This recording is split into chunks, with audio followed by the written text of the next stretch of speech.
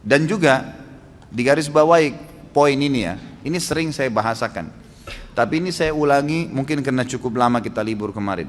Ikhwani, orang berbuat amal soleh itu ada kenikmatannya. Orang buat dosa ada kenikmatannya. Tapi dua kenikmatan ini mustahil bersatu, nggak bisa. Antum kalau merasakan nikmatnya ibadah, dan itu dengan cara ibadah itu tanda kutip harus dipaksakan, nggak bisa nggak. Kalau antum tidak paksakan sholat malam, mulai nanti malam bunyiin jam beker, atur sejadahnya, bubuhi minyak wangi, paksain diri bangun, mustahil. Sampai mati antum tidak akan sholat malam, karena syaitan nggak mau kita ibadah, harus dipaksakan tuh. Kalau kita tidak paksakan jalan ke rak buku kita di rumah yang kita taruh Al-Quran, paksakan jalan ke sana, ngambil Qurannya, paksakan baca selembar sehari, tidak bakal dibaca sampai kita meninggal. Mungkin sampai anak cucu kita juga tidak sentuh Quran itu. Mereka cuma mengenang, oh itu Quran nenek dan kakek saya. Nggak bisa kalau nggak dipaksain. Ibadah yang dipaksakan, Allah gunakan kata-kata paksa dalam Al-Quran ini ya, tanda kutip bahasa saya ini ya. Allah SWT mengatakan, a'udzubillahi minasyaitonirrajim, walladzina jahadu fina lanahdihannahum subulana. Orang yang memaksakan diri ke jalan kami akan pandu menuju ke jalan-jalan kami. Kalau kita biasakan paksakan diri, sesuatu yang dipaksakan di awalnya itu nanti akan menjadi sebuah kebiasaan. Kalau dia kebaikan maka akan baik tuh. Kita kalau biasakan diri puasa Senin Kamis, atau biasakan diri untuk azan langsung ke masjid, coba biarin bergulir tuh. Nanti kalau sudah menjadi sebuah kebiasaan, kita nggak enak lagi kalau nggak kerjain gitu. Karena kenikmatannya sudah muncul. Kalau ada orang yang setiap azan ke masjid, sebulan aja misalnya dijaga sama dia, nanti gak enak tuh, sekali aja terlambat satu rakaat masbuk, apalagi kalau ketinggalan sholat berjamaah, itu luar biasa penyesalannya, seperti sebuah gunung yang berat. Dari ini yang kata Nabi SAW, orang mukmin kalau berbuat dosa kecil, pelanggaran kecil sebenarnya, seperti gunung yang besar di atas punggungnya, berat rasanya, menyesal kenapa ya gitu. Sementara orang munafik kalau berbuat dosa besar, dianggap seperti lalat yang hinggap di hidungnya dan dia usir seperti ini. Kecil bagi dia. Nah kenikmatan ibadah itu akan ada dengan cara antum harus paksain ibadah tuh, nggak bisa. Ikhwani, berhenti membuka peluang buat syaitan, jin dan manusia yang terus membisikkan, nantilah, gampanglah kamu alim ya, berubah ya, sok alim dan segala macam istilah. Habis sudah masalahnya itu. Saatnya kita hijrah. Sampai kapan kita mau dengar syaitan-syaitan nih semuanya? Jangan sampai nanti ajal mati baru antum menyesal, penyesalan di belakang loh. Kalau antum meninggal dalam kondisi ada sholat yang ketinggalan, luar biasa nyesalnya itu. Kalau kita meninggal dalam kondisi tabungan kita penuh, nggak sempat disodakain, pastikan demi Allah antum akan nyesal. Kenapa dulu saya nggak bangun masjid ya? Kenapa dulu saya nggak begini ya? Kenapa dulu saya nggak begitu ya? Terus itu, gitu kan? Kenikmatan ibadah ada, kenikmatan maksiat juga ada. Kenikmatan maksiat ini, kalau orang maksimal di situ atau orang maksimal di sini ya, kalau ada orang ibadah dia maksimal, betul-betul ditinggalin dosa sama dia. Orang yang pakai jilbab, akhwat kita yang pakai jilbab rapi, dia sudah komitmen jaga itu. Sama tadi dengan misalnya laki-laki kalau jaga sholat di masjid, luar biasa dia tidak mau ada orang lain lihat sehelai rambutnya pun kecuali mahramnya. Satu waktu ada orang nyelonong masuk ke rumahnya, pas nyelonong masuk ke rumahnya, lihat rambutnya, apa yang terjadi? Pasti ukhti itu menyesal. Luar biasa terbebani, kenapa nih rambut saya kelihatan? Karena dia sudah merasakan pakai jilbab itu sudah dipaksakan sama dia, tanda kutip, sehingga menjadi sebuah kebiasaan dan sudah ada kenikmatan, karena dibiasakan jadi ada kenikmatannya, gitu kan? Nah kenikmatan ini, kenikmatan ibadah ini akan menghilangkan kenikmatannya dosa. Lawan tutup aurat, buka aurat. Orang yang sudah biasa tutup aurat dia rasa nggak enak lagi orang buka aurat. Orang yang biasa sholat, hilang kenikmatan meninggalkan sholat, karena lawannya sholat pahala, ini meninggalkan sholat dosa, gitu kan? Orang yang tarik kepada semua ibadah nih, orang yang biasa gemar bersedekah bantu orang, nanti dia nggak enak, lawannya itu pelit yang akan kita bahas malam ini, itu berat, dia jadi tidak mau tuh, tidak ada kenikmatannya lagi. Dia kalau punya sesuatu, siapa lagi nih yang mau dikasih ini, dikeluarkan, gitu kan? Seperti itu. Dosa dari sisi lain juga punya kenikmatan. Dosa punya kenikmatan.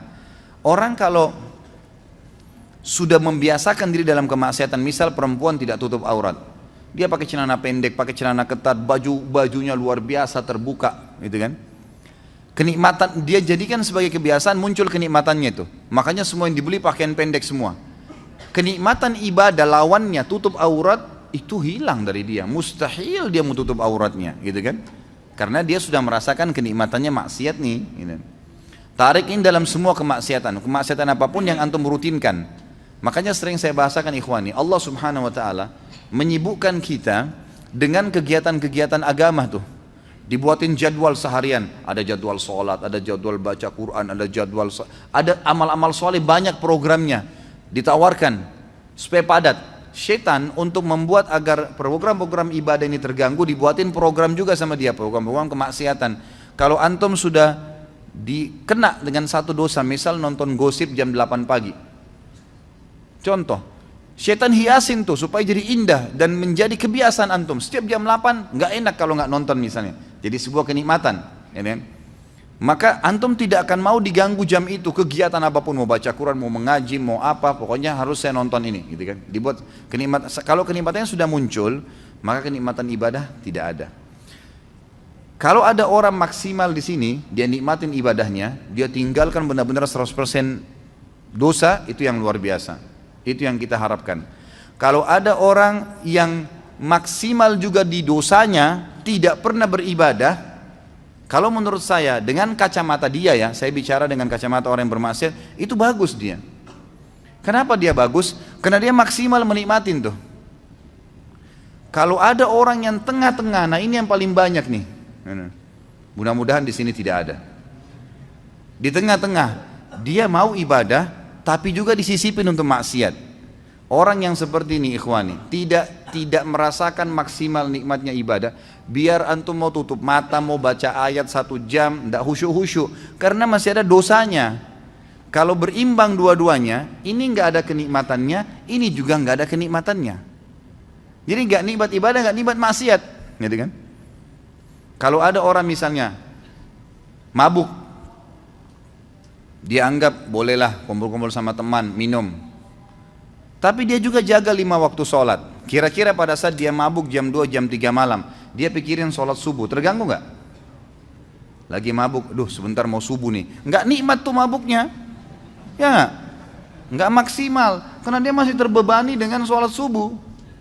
Jadi kalau ada orang mabuk sekalian, dia nggak pikir sholat, itu maksimal dia. Dia nikmatin, tapi ingat ujungnya neraka, bukan saya sarankan ya. Ujungnya neraka nih. Tapi saya coba datangkan ikhwani supaya antum keluar dari poin yang ini nih. Ada orang di sini, jadi dia masih membuka diri untuk kemaksiatan sehingga ibadahnya nggak pernah bisa khusyuk karena dia masih buka pintu ini. Jadi nggak bisa. Di sini nggak nikmat, di sini nggak nikmat. Dia kalau berbuat ibadah, kemudian dia juga masih buat maksiat. Nanti dia pada saat sudah pelihara jenggot, sudah mulai hadir pengajian, sudah mulai jaga sholat, tapi masih pacaran misalnya. Dia jalan, kalau dia jalan dengan pacarnya itu, pasti dia diikuti dengan ketakutan-ketakutan. Takut dilihat, takut nanti ada yang tahu nih teman pengajian, takut begini, nggak maksimal tuh. Coba kalau dia nggak ada beban, memang dasarnya rusak, mau telanjang di jalan, mau pergi kemana-mana sama dia nggak ada beban, nggak peduli, gitu kan? Memang ahli neraka sudah, ya sudah. Dia sudah nggak ada malunya, kata Nabi SAW, kalau kau tidak malu buat apa yang kau inginkan. Nah ini dia rasakan maksimal di situ, tapi ujung-ujungnya konsekuensi ada, dosa dan masuk neraka, gitu kan? Jadi antum tidak ada opsi. Menjadi orang yang mukmin memang sejati, nggak ada lagi peluang untuk maksiat. Udah habis ceritanya itu. Bisikan-bisikan syaitan untuk gini, untuk gitu, negosiasi supaya masih mau ngurangin kehusuan pahala, ngurangin sedekahnya. Buka dompet 50.000, 10.000 sama 5.000. Pas antum buka niat mau sedekah buat orang fakir miskin. Begitu antum buka syaitan bisikin 5.000 aja. Dia ambil 5.000 kasih. Enggak, a'udzubillahi minasyaitonirrajim. Makin besar jaring yang kita lempar, makin besar ikan yang didapat. Bagaimana caranya orang mau dapat ikan paus pakai cantolan yang kecil? Jebol lah. Untuk nangkap ikan teri dipakai untuk panggil ikan paus, nggak bisa. Pakai kapal tanker. Tuh dapat ikan paus tuh besar. Ngasih 1.000 rupiah minta sama Allah kesehatan, kekuatan, keturunan, selamat dari neraka, masuk surga, jodoh yang baik. Wah, luar biasa. Gimana caranya? Padahal kalau dia belikan atasannya hadiah, dibungkus kemasan bagus, macam-macam. Kita kalau kasih fakir miskin, ikhwani, itu kita bukan kasih dia sebenarnya, kita seperti memberikan hadiah kepada Allah itu. Makanya para ulama mengatakan, Urwah Ibn Zubair rahimahullah, seorang ulama tabi'in yang masyhur, beliau mengatakan, jangan kalian menganggap sama sekali sedekah yang kalian keluarkan itu bentuk sedekah, itu hadiah yang kalian berikan kepada Allah. Maka malulah seseorang diantara kita kalau memberikan kepada Allah lebih sederhana dari apa yang dia berikan kepada orang yang dia hormati dari manusia. Kalau perlu, kalau kita mau kasih buah, memang di packing resmi, bagus, kasih fakir miskin. Itu gimana senangnya dia. Dia sih cuma dapat duniawianya, tapi Allah memberikan kita balasan sesuai dengan kadar keikhlasan kita. Gitu kan? Jadi di sini maksimal ke sini, dan ini sudah tolak. Saatnya hijrah, nggak bisa sampai kapan nih? Gitu. Kalau setengah-setengah percuma gitu. Tidak akan merasakan kenikmatan semuanya.